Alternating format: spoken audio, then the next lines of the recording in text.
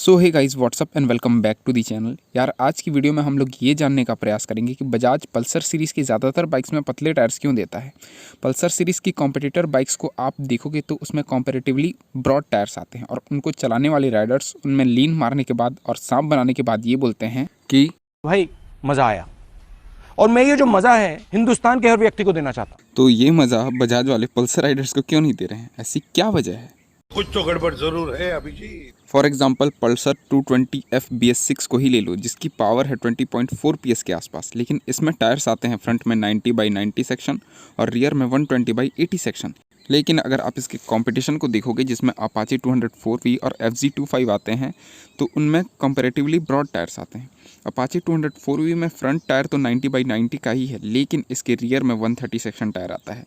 और अगर FZ25 की बात मैं करूं तो उसमें तो भाई फ्रंट में 100 सेक्शन और रियर में 140 सेक्शन टायर आता है। और MT15 में भी फ्रंट में 100 एंड रियर में 140 सेक्शन टायर आता है। ऐसे ही NS200 और RS200 में देखें तो दोनों में फ्रंट में 100 सेक्शन एंड रियर में 130 सेक्शन टायर आता है, लेकिन ड्यूक 200 और RC200 में फ्रंट में 110 सेक्शन और रियर में 150 सेक्शन टायर आता है। गाइस यहाँ मैं competition means engine power wise competition की बात कर रहा हूँ, सीसी वाइज नहीं। और अभी हाल फिलहाल में तो बजाज वालों ने हद ही कर दी।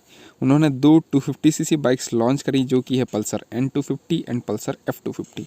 इन दोनों बाइक्स में पावर है 24.5 PS की एंड टॉर्क है 21.5 Nm का। लेकिन टायर्स के साथ वही सेम केस, फ्रंट में 100 सेक्शन और रियर में 130/70 सेक्शन। लगता है कि बजाज वालों को 130 सेक्शन टायर साइज़ कुछ ज़्यादा ही प्यारा है और यामाहा वालों को 100 और 140 सेक्शन।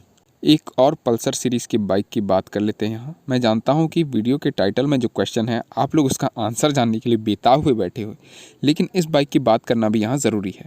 वो है पल्सर NS 160, जिसमें फ्रंट में 90 सेक्शन टायर आता है और रियर में 120 सेक्शन टायर आता है। और इसकी कॉम्पिटिटर बाइक अपाचे 164V का हम लोग देखें तो उसमें रियर में 130 सेक्शन टायर आता है। भाई लोग पल्सर सीरीज़ की सारी ही बाइक्स में ऐसा नहीं है कि पतले टायर्स ही आते हैं कॉम्पिटिशन के हिसाब से। पल्सर 125 जो कि एक 125cc बाइक है, उसमें फ्रंट में 80 सेक्शन और रियर में 100 सेक्शन टायर आता है और इससे ब्रॉड टायर इसकी कंपटीशन की किसी भी बाइक में नहीं आता है। Same Pulsar 150 twin disc model भी है, जिसमें फ्रंट में 90 सेक्शन और रियर में 120 सेक्शन टायर्स आता है, जो कि मेरे हिसाब से एक 150cc बाइक के लिए इसकी पावर को देखते हुए एक अच्छा ब्रॉड साइज़ है। लेकिन हम लोग यहाँ पे बात कर रहे हैं ज़्यादातर पल्सर सीरीज़ की बाइक्स की। अब मैं आपको इस क्वेश्चन का आंसर एक्सप्लेन करता हूँ कि पल्सर सीरीज़ की ज़्यादातर बाइक्स में पतले टायर्स क्यों आते हैं। पल्सर 220F का ही एग्जांपल लें तो पल्सर 220F BS6 का वेट है 160 kg और इसके कंपटीशन में है FZ25 और अपाचे RTR 204V, जिसमें FZ25 का वेट है 153 kg और RTR 204V का वेट है 152 kg। NS200 और RS200 को देखें तो NS200 का वेट है 156 kg और RS200 का वेट है 166 kg, जबकि RC200 का वेट है 160 kg और ड्यूक 200 का वेट है 159 kg। इसमें ड्यूक का वेट NS से ज़्यादा है, लेकिन ड्यूक की पावर एंड टॉर्क भी NS से अराउंड 1 PS और 1 Nm ज़्यादा है। N250 और F250 को देखें तो N250 का वेट है 162 kg और F250 का वेट है 164 kg, जबकि जिक्सर 250 का वेट है 156 kg और जिक्सर SF250 का वेट है 161 kg। और बाकी 250cc बाइक्स का वेट भी पल्सर N250 और F250 से कम है, डोमिनार को छोड़ के। कुछ समझे थे क्या सर? मैं समझाता हूँ। पल्सर सीरीज़ की ज़्यादातर बाइक्स अपनी कॉम्पिटिटर बाइक से हैवी वेट हैं। इसमें NS200 एक एक्सेप्शन है, जिसका वेट ड्यूक 200 से कम है। गाइस मेन मुद्दा ये है कि पल्सर सीरीज़ की बाइक्स ऑलरेडी थोड़ी हैवी वेट होती हैं और इस वेट की वजह से इनकी हाई स्पीड स्टेबिलिटी अच्छी होती है। इस वजह से बजाज पल्सर सीरीज़ की ज़्यादातर बाइक्स में थोड़े पतले टायर्स देती है, क्योंकि इन बाइक्स का वेट इन्हें थोड़े पतले टायर्स के साथ भी हाई स्पीड्स पे स्टेबिलिटी प्रोवाइड करता है। और पल्सर सीरीज़ की कॉम्पिटिटर बाइक्स थोड़ी लाइट वेट होती हैं, इस वजह से उनमें थोड़े वाइड टायर्स दिए जाते हैं ताकि इन बाइक्स की स्टेबिलिटी हाई स्पीड पे बनी रहे और ज़्यादा स्पीड में भी ये बाइक्स रोड को पकड़ के चलें और राइडर को भी राइडिंग के टाइम पे कॉन्फिडेंस आए। अगर बजाज पल्सर्स में वाइड टायर्स देती है तो बाइक्स का वेट थोड़ा और बढ़ जाएगा, जिस वजह से बाइक्स की परफॉर्मेंस और माइलेज भी अफेक्ट होगी, क्योंकि इन टायर्स को आगे मूव करने में इंजन को एक्स्ट्रा एफर्ट लगाना पड़ेगा। इसका सीधा असर बाइक्स के इनिशियल एक्सेलरेशन और माइलेज पे पड़ेगा। और बजाज पतले टायर्स देके अपनी थोड़ी कॉस्ट ऑफ प्रोडक्शन भी कम कर लेती है। अगर कोई भी कंपनी किसी performance oriented light weight bike में थोड़े पतले टायर्स देती है तो बाइक की स्टेबिलिटी काफ़ी इफेक्ट होगी, बाइक हाई स्पीड पे रोड छोड़ने लगेगी और राइडर को भी बाइक स्पीड पे चलाते टाइम कॉन्फिडेंस नहीं आएगा। और इस तरह की बाइक्स में थोड़े वाइड टायर्स देने पर भी परफॉर्मेंस और माइलेज में कोई मेजर डिफरेंस नहीं आता है। इस वजह से बजाज की कॉम्पिटिटर बाइक्स में थोड़े वाइड टायर्स आते हैं। अब कुछ लोगों के माइंड में ये क्वेश्चन भी आएगा कि NS 200 का वेट तो उतना ज़्यादा नहीं है, फिर भी कंपनी उसमें 130 सेक्शन टायर क्यों देती है?